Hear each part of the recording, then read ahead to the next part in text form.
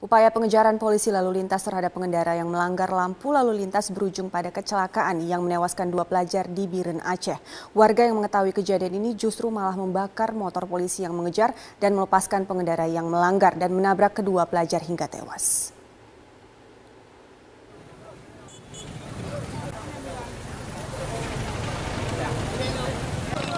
Sepeda motor polisi ini dibakar massa di jalan lintas Biren, Takengon, Aceh. Menurut saksi mata, kejadian berawal saat 2 personil Polantas Polres Biren melakukan pengejaran terhadap sebuah mobil pickup yang menerobos lampu merah di Simpang 4 Kota Biren.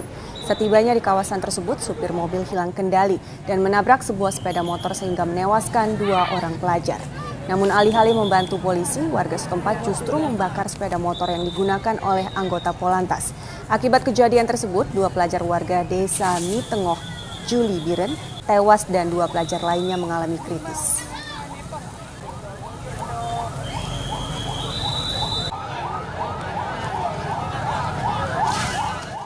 Selamat pagi, Anda menyaksikan Headline News pukul 10 waktu Indonesia Barat. Presiden Joko Widodo telah menyetujui sebagian besar rancangan revisi Undang-Undang Nomor 15 Tahun 2003 tentang pemberantasan tindak pidana terorisme.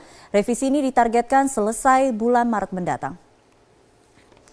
Rancangan pasal-pasal yang sudah disetujui antara lain pencabutan paspor bagi WNI yang tergabung dengan kelompok bersenjata, penindakan warga yang memfasilitasi aksi terorisme, penambahan masa penahanan menjadi 30 hari dan masa penuntutan 120 hari, serta bukti penyidikan berupa informasi elektronik.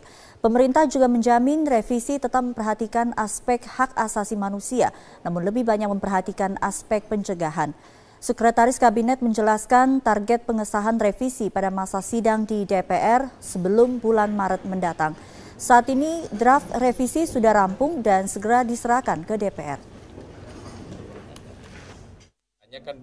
Karena masa persidangan ini sampai dengan bulan Maret, mudah-mudahan sebelum masa persidangan berakhir sudah bisa diselesaikan dengan berbagai perubahan yang ada.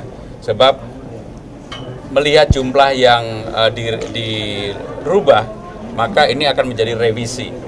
Jadi akan menjadi revisi dan harapannya segera mendapatkan persetujuan dari DPR. Informasi usai diotopsi, jenazah bocah Muhammad Jaya Purnama, 13 tahun, korban pembunuhan dipulangkan ke rumah duka di Desa Sukadana, Kecamatan Bunga Mayang, Lampung Utara. Polisi hingga kini masih terus menyelidiki pelaku dan motif pembunuhan tersebut yang justru memicu bentrokan massa.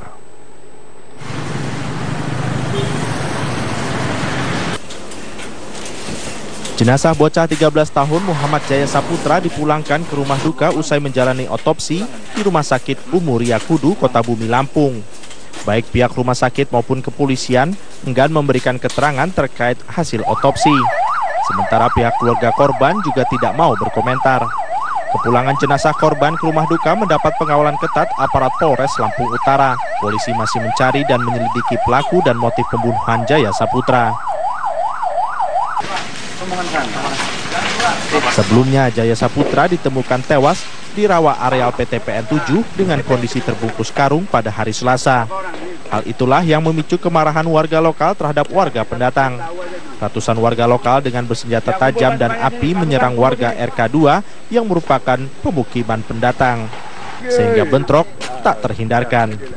Akibat insiden ini, sebanyak 56 rumah rusak menjadi sasaran massa. Gue minta tolong. Oh iya. Belum tahu, lagi nunggu anggota.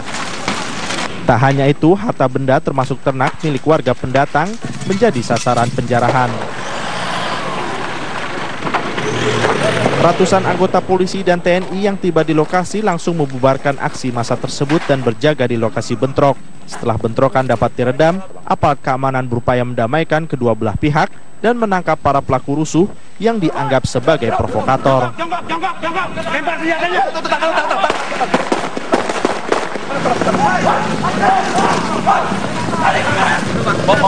Aksi saling kejar dan tembakan peringatan tak dapat dihindari. Sekitar 20 warga yang diduga melakukan pengerusakan akhirnya diringkus petugas.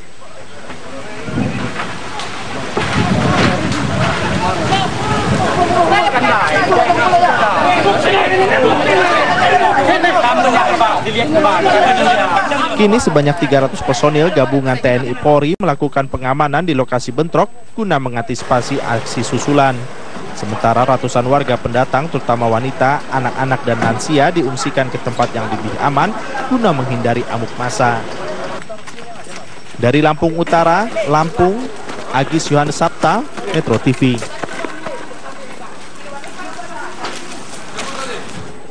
Tetap geledah rumah Jessica Wongso pada Rabu kemarin. Titik terang dari kasus ini semakin terlihat dengan bertambahnya alat bukti untuk mencari motif pembunuhan dari tersangka. Setelah menggeledah kediaman Jessica, polisi mendapatkan alat bukti tambahan untuk memperkuat penyidikan. Penyidik juga terus meminta keterangan dari keluarga dan teman Mirna, saksi ahli dan juga bekerjasama dengan kepolisian Australia untuk menelusuri latar belakang korban serta tersangka. Sejak ditetapkan sebagai tersangka, Jessica telah menjalani 3 kali pemeriksaan, termasuk pemeriksaan psikologis. Polisi masih terus mencari motif pembunuhan yang dilakukan oleh Jessica Kumala Wongso. Dari kemarin sampai hari ini penyidik terus maju, begitu ya. Proses penguatan alat buktinya terus menguat. Nah, ada beberapa yang kami sita. Artinya penyidik menganggap bahwa benda-benda yang disita itu untuk memperkuat alat bukti dalam proses penyidikan ini. Ada yang menulis sudah ada A, B dan C. Saya nggak bisa sebutkan apa, gitu ya. Karena nanti ini kita akan beradu strategi. Dan kita beralih ke informasi mantan Gubernur Banten, Ratu Atut Khosia berulah di lapas wanita kelas 2A Tangerang.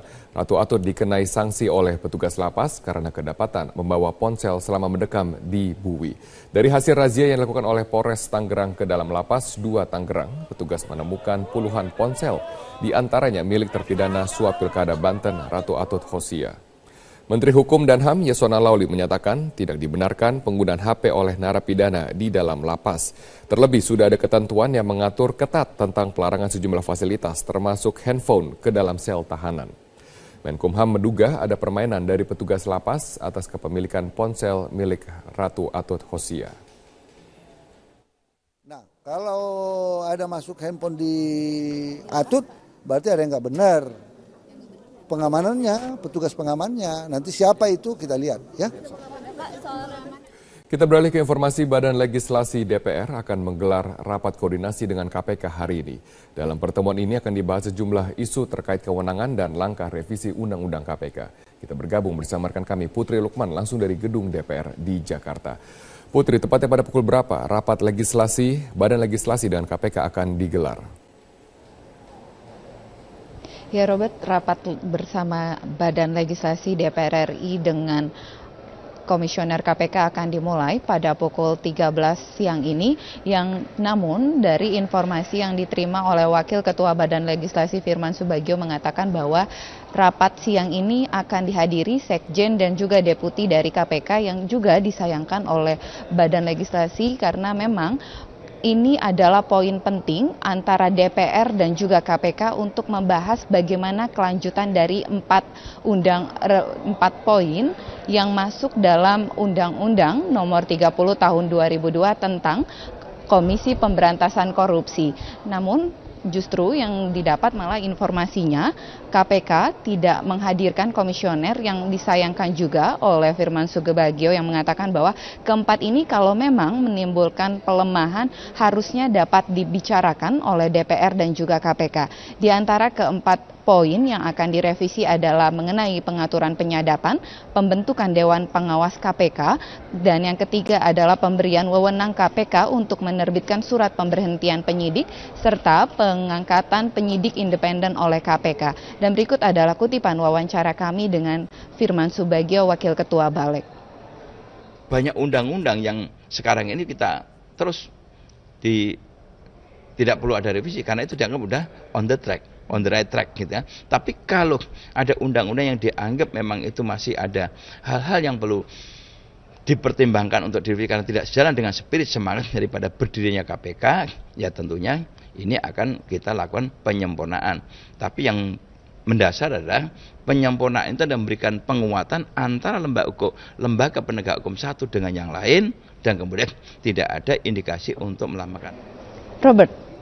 Ya Putri, apakah dengan ketidakhadiran Komisioner KPK dianggap DPR sebagai bentuk penolakan terhadap revisi Undang-Undang KPK?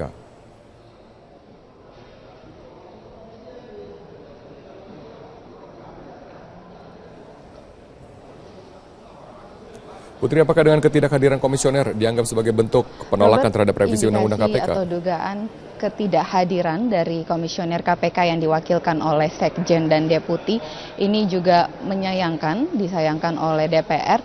Namun di berbagai media memang KPK mengatakan bahwa 90% 4 poin yang akan direvisi akan melemahkan kinerja KPK. Di antaranya adalah kewenangan yang diberikan kepada pengawas, kemudian juga wewenang untuk menindak KPK yang pada kasus di atas 25 miliar, serta ada lagi penyadapan yang harus melalui pengadilan. Hal inilah yang dirasakan akan memberatkan atau melambankan kinerja KPK, sehingga hal ini juga yang dugaan ketidakhadiran Komisioner KPK dalam rapat hari ini. Namun memang seharusnya ada hal yang bisa dibicarakan antara KPK dan juga DPR untuk membicarakan